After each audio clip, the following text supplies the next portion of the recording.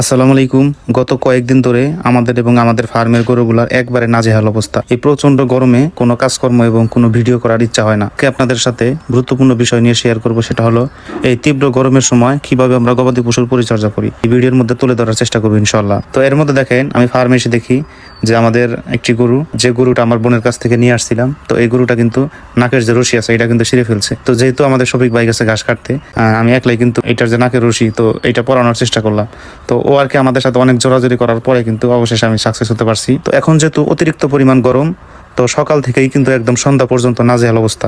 যদিও গরমের মধ্যে আমাদের ভিডিও করার বা ওই রকম কাজকর্ম করার ইচ্ছা থাকে না, তারপরে কিন্তু আমরা বসে থাকতে পারি না। জ্বর থাকুক, বৃষ্টি থাকুক, রোদ থাকুক, গরম থাকুক বা ঠান্ডা থাকুক, আমাদের কিন্তু কাজ করতেই হবে। এটা থেকে কিন্তু নিস্তার নাই। অনেকে কিন্তু নিজেরা থাকেন এসির ভিতরে, সেখান থেকে কিন্তু গরুর ফার্ম বা এগ্রো বিজনেস করার চেষ্টা করেন, বা গরুর ফার্ম করা বা এই সেক্টরে টিকে থাকা কিন্তু চারটাখানি কথা না।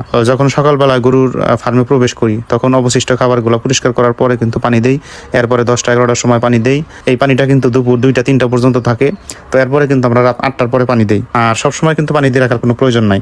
তো যদি অটো ড্রিঙ্কার বা সবসময় পানি দিয়ে রাখি, তাইলে কিন্তু এই পানিগুলোর মধ্যে ঘাস এবং দানাদার খাবার ফেলে কিন্তু এই পানিটা অল্প সময়ের মধ্যে নষ্ট হয়ে যায়। অনেক ভিডিওর মধ্যে কিন্তু দেখা যায় যে অনেকেই বলেন যে গরুর ফার্ম করলে ঘাসের প্রয়োজন। আমি তাদেরকে বলবো যে ঘাস ছাড়া কোনো ফার্মের বিকল্প নাই। হয়তো আপনি ক্ষণিকের জন্য বা আপনি 2-4টা গরু পালতে পারবেন খড় দিয়ে, কিন্তু ঘাস ছাড়া কোনোভাবে আপনি খামার টিকে রাখতে পারবেন না। কাঁচা ঘাস খাওয়ালে কিন্তু গরুর শরীর ঠান্ডা থাকে এবং পানির অভাব পূরণ হয়। গরুর ঘাসের স্থান অবশ্যই খোলামেলা রাখতে হবে, যাতে আলো বাতাস প্রবেশ করতে পারে।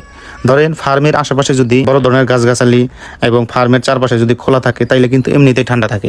কারণ যদি ফার্মের আশেপাশে যদি খোলা থাকে বা যদি আশেপাশে যদি কোনো জবদার না থাকে, তাইলে কিন্তু বাইরের যে ঠান্ডা আবহাওয়া, এটা কিন্তু গরুর শরীরে অনেকটা সাপোর্ট দেয় এবং গোয়ালঘরকে ঠান্ডা রাখে। এরপরে ফার্মের ভিতরে অবশ্যই বৈদ্যুতিক ফ্যানের ব্যবস্থা রাখতে হবে।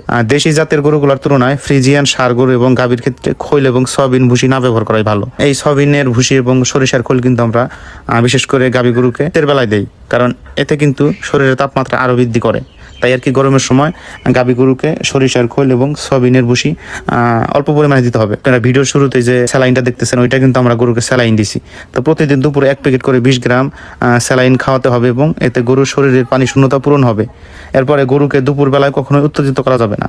অনেকে কিন্তু দুপুরবেলায় গরুকে উত্তেজিত করে, তারপর হচ্ছে খাবার দাবার দেয়, এগুলো কিন্তু করা ঠিক। দুপুর 12টা থেকে 3টার মধ্যে বা এই সময় খাবার না দেওয়াই ভালো। আরামদায়ক বাসস্থান করে দিতে হবে, যাতে শুয়ে বিশ্রাম করতে পারে। এই বিষয়গুলো খেয়াল করলে কিন্তু আপনার গরু নিরাপদ থাকবে এবং সুস্থ থাকবে। হিট স্ট্রোক হলে দেহের স্বাভাবিক তাপমাত্রা কিন্তু প্রচন্ড বেড়ে যায়। অনেক গরুর ক্ষেত্রে দেখা যায় যে হঠাৎ করে গরু স্ট্রোক করে মারা যায়, আমরা কিন্তু বুঝতে পারি না। অতিরিক্ত পরিমাণ শরীরের তাপমাত্রা বেড়ে গেলে অনেক সময় গরু মারা যেতে পারে। গবাদি পশুকে হিট স্ট্রোক থেকে বাঁচাতে চাইলে দ্রুত ওই প্রাণীকে বা ওই গরুকে ঠান্ডা জায়গায় প্রচুর পরিমাণ পানি দিয়ে কিন্তু গোসল করাতে হবে। বিশেষ করে 2 শিংয়ের মাঝখানে যে গ্যাপ জায়গাটা, ওই জায়গাটায় কিন্তু ঠান্ডা পানি ঢালতে হবে। এরপরে প্রতি 4 ঘন্টা পর পর স্যালাইনযুক্ত পানি খাওয়াতে হবে। এক্ষেত্রে কিন্তু আমরা ভেট স্যালাইন ব্যবহার করতে পারি।